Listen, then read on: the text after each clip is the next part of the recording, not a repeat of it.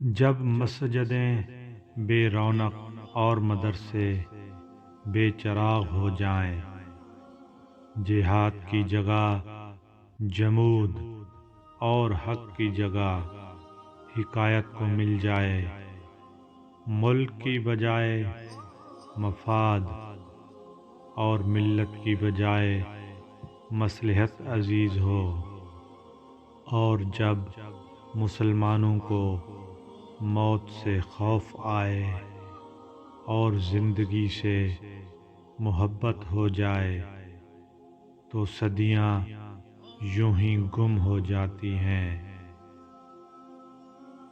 یہ بھلا کہاں ضروری ہے کہ بڑا آدمی تمام عمر بڑا ہی رہے۔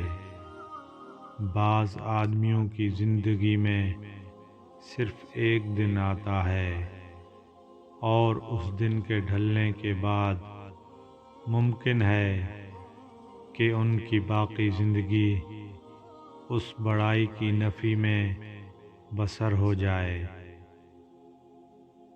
بدی اور نیکی کے درمیان صرف ایک قدم کا فاصلہ ہے۔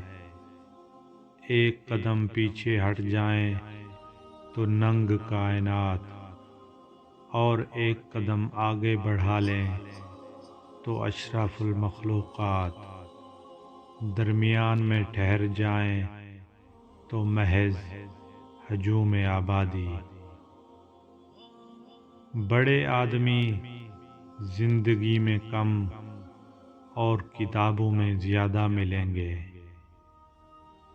دراصل جرأت ایک کیفیت ہے، اور قربانی اس کیفیت پر گواہی۔ جرأت ایک طرز اختیار کا نام ہے، اور قربانی ایک طریقے ترک کو کہتے ہیں۔